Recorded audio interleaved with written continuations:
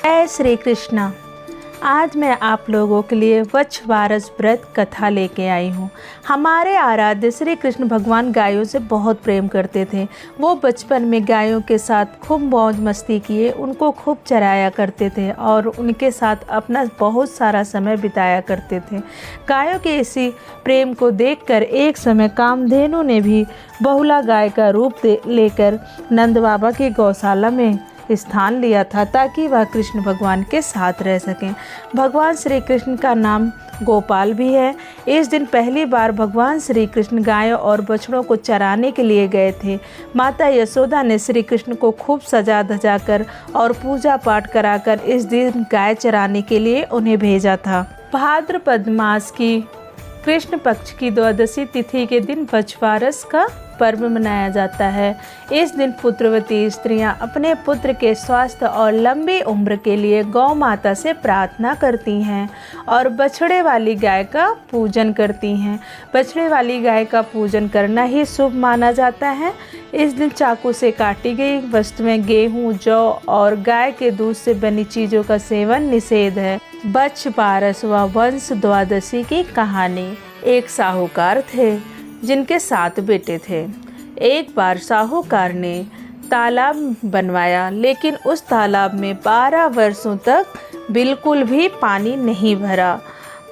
तब साहूकार परेशान हो गया और वह परेशान होकर विद्वान पंडितों के पास गया और विद्वान पंडितों से अपनी सारी कहानी बताई कि उसने कैसे तालाब बनवाया और इस तालाब में पानी नहीं भर रहा है। तब पंडितों ने कहा कि तुम्हारे बड़े बेटे की बलि देनी होगी या साहूकार, तुम चाहो तो अपने बड़े पोते की भी बलि दे सकते हो, तभी यह तालाब भरेगा, नहीं तो यह तालाब नहीं भरेगा जब तक इस तालाब में बलि नहीं दी जाएगी। साहूकार ने पंडित की बात मान ली। पहले तो उसे मानने से वह इनकार करता रहा, लेकिन बाद में वह मान गया। उसने बड़ी बहू को उसके पीहर भेज दिया। साहूकार की बड़ी बहू हमेशा वच्छवारस का व्रत करती थी। बड़ी बहू के पीहर जाने के बाद साहूकार ने अपने बड़े पोते की बलि चढ़ा दी। तब घनघोर मेघ बरसने लगे और तालाब भर गया। जब तालाब में पानी भर गया तो साहूकार अपने तालाब की पूजा करने जाने लगा। तब गांव के अन्य लोग भी उसके साथ तालाब की पूजा करने जाने लगे। जाते समय साहूकार ने अपनी दासी से कहा, गेउला धनुला बना लेना। साहूकार के कहने का मतलब था कि चने और मोठ बना लेना वच्छवारस की पूजा के लिए। साहूकार की जो गाय थी उसके बछड़े का नाम भी गेउला धनुला था। उस दासी ने सोचा कि साहूकार ने उसे गेउला धनुला को ही पकाने के लिए कहा है, इसलिए उसने गाय के बछड़े को ही पका डाला। साहूकार व साहूकारनी गाजे बाजे के साथ तालाब को पूजने लगे। साहूकार के पूजन कर लेने के बाद गांव वालों ने भी पूजन किया। उसी समय जिस पोते की बलि दी गई थी वह गोबर से लिपटा हुआ मिला और आकर कहने लगा कि मैं तालाब में कूदूंगा। उस बच्चे को देखकर साहूकार ने कहा कि मैंने तो इसकी बलि दे दी थी जिससे ही ये तालाब भर सके, लेकिन गाय माता ने हमारी लाज रख ली और हमें हमारा पोता वापस दे दिया। तभी बहू भी पीहर से पूजन करने के लिए आ गई थी।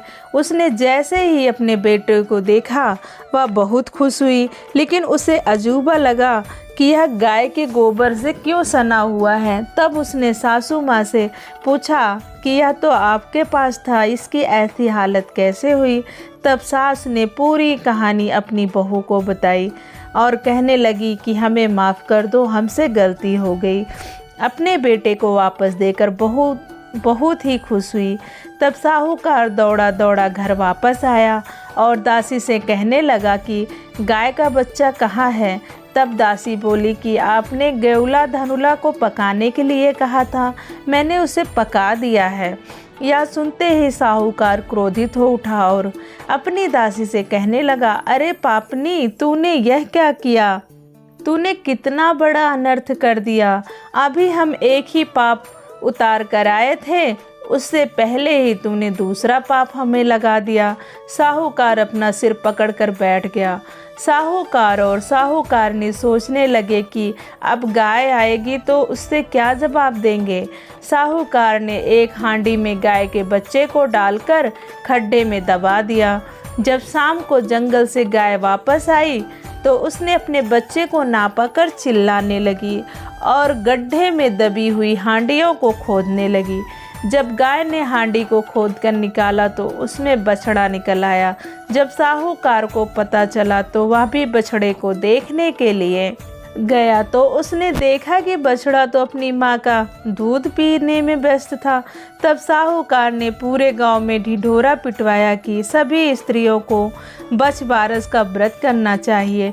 हे बछबारत माता, जैसे साहूकार की बहू को दिया वैसे हम सबको देना, सभी के संतानों की रक्षा करना। प्रेम से बोलिए बछबारस माता की जय। चलिए हम जान लेते हैं कि बछबारस की पूजा कैसे करते हैं। बछबारस के दिन जिनके पास पुत्र होते हैं वह माताएं इस व्रत को रखती हैं और गाय के बछड़े की पूजा करती हैं। साथ में गौ माता की भी पूजा की जाती है। बछबारस के एक दिन पहले ही रात्रि को हम बछबारस के लिए मूंग, मोठ, चने एवं बाजरा को भिगो कर रख लिया जाता है। प्रातःकाल स्नान करने के बाद पूजा से पहले उसे कढ़ाई में छौंक कर पका लिया जाता है।